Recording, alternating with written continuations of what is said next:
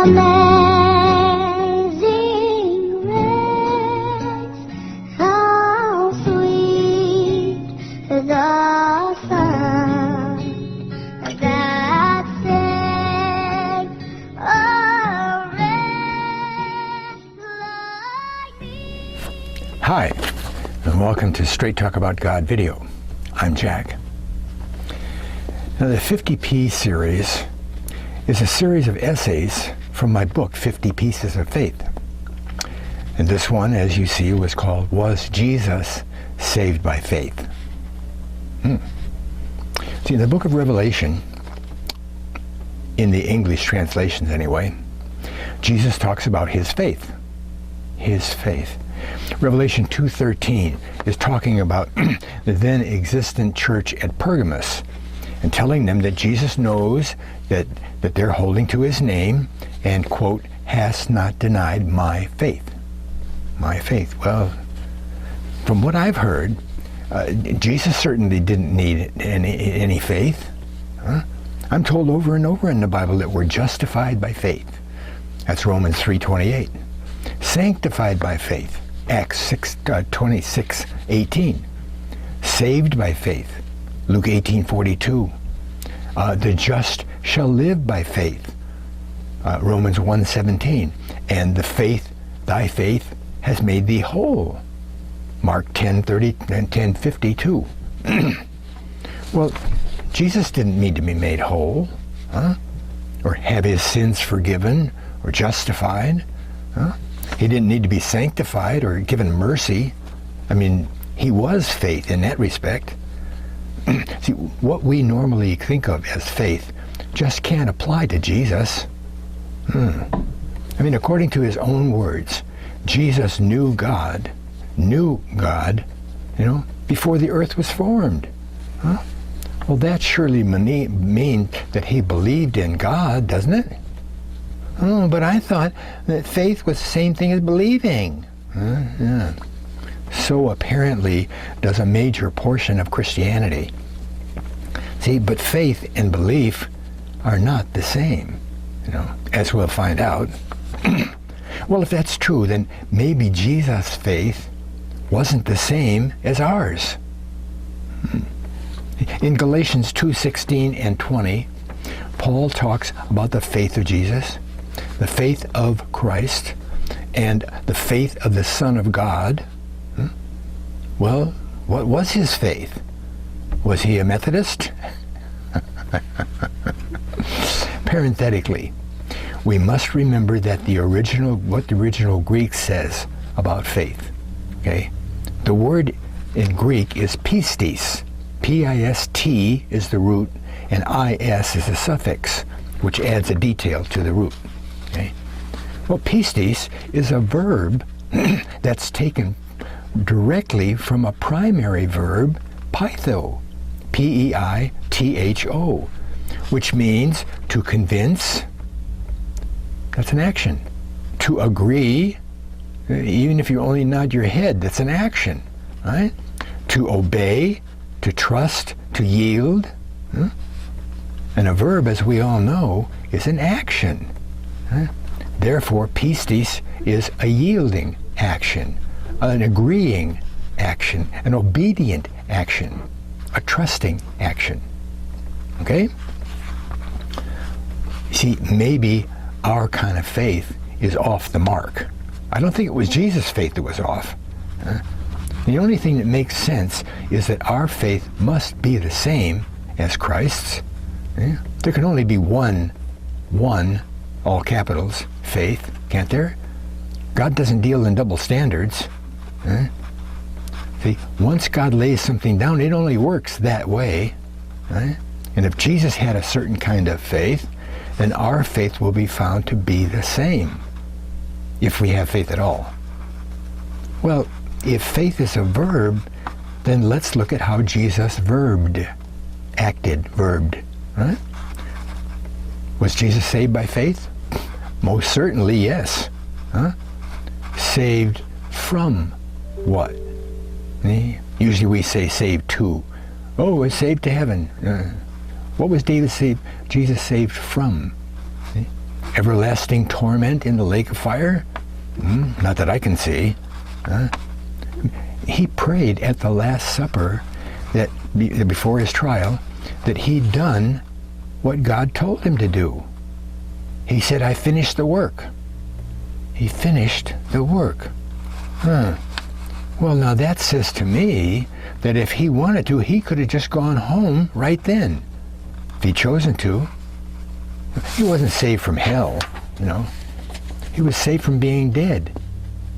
You know? If you're a scholar, don't argue that dead and hell mean the same thing, you know. The concept of hell in the traditional church is that lake of fire and brimstone thing, right? Jesus didn't need saving from that, but he did need saving from death.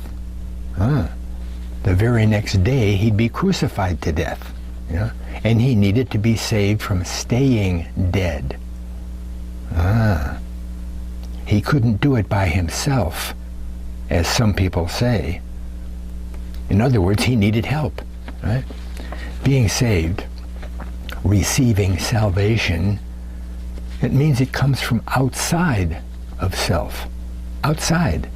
Yeah? And who was going to do this saving? God, of course. Okay?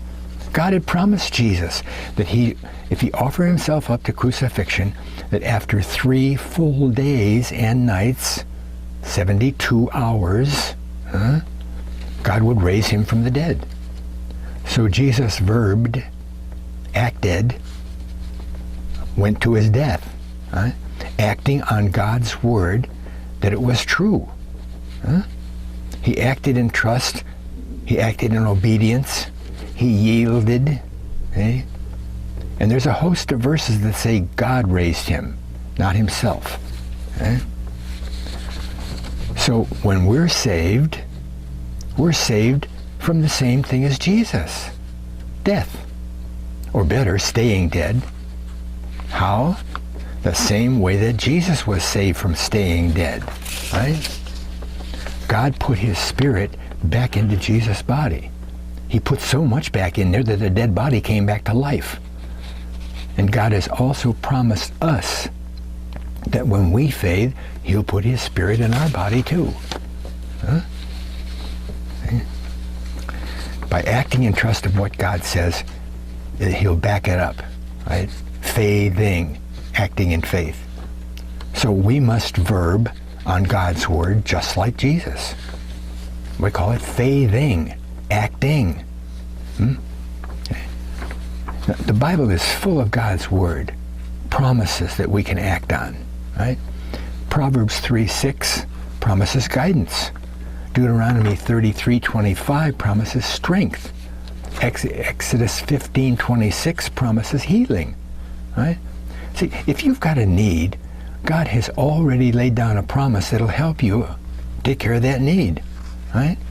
If you'll only give him the chance, right? The rub is giving God that chance. It takes courage. Courage?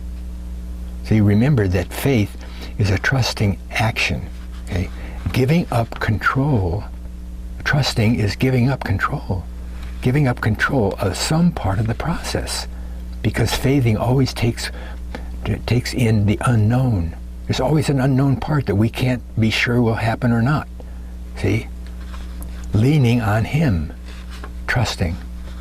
Yielding to what he says. Okay? Oh, now you're going to tell me that God talks to you. Absolutely. No more than he talks to you, though, or anybody else, right? Who cares to listen? When you ask for his guidance, how do you suppose he gives it? I mean, have you been waiting for God to hit you over the head with a club? Right? I mean, honestly, consider how might God give us guidance?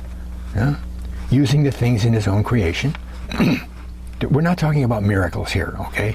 Let's not box God into only being able to speak through miracles. Okay, I know you're way ahead of me here. It's that little voice in your head, right? But I don't like to call it conscience.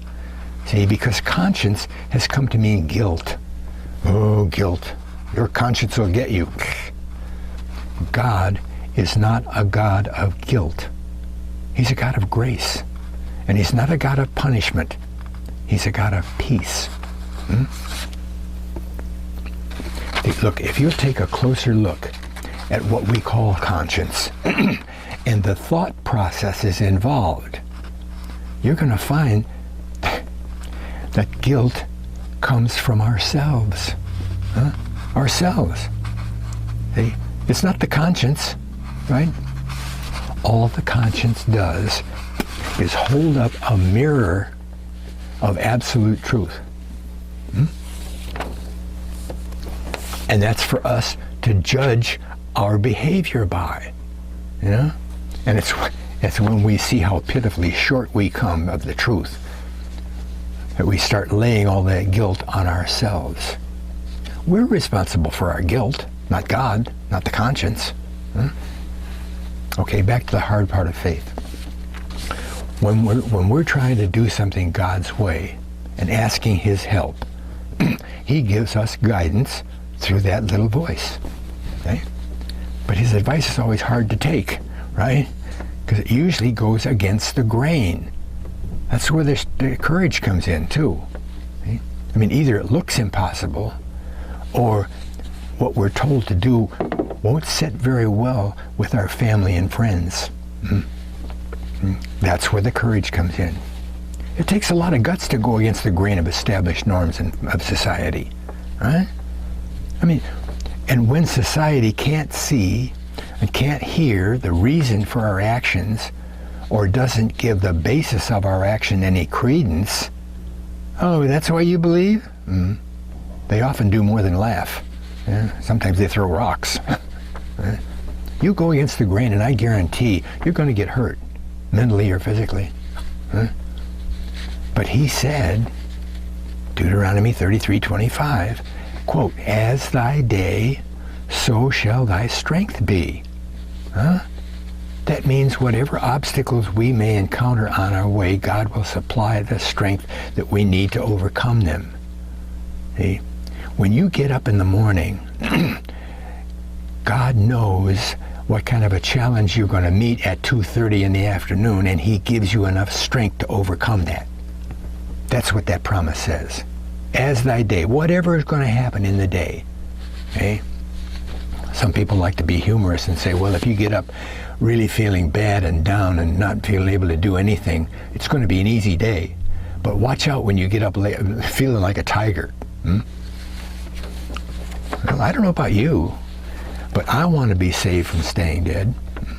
And I'm going to do just what Jesus did. I'm going to try to do all my actions in trust that God will work out the rough spots. Right? I'm going to faith. Put an E on it. Faith, because it's a verb. All right. Thanks a lot for watching. God bless.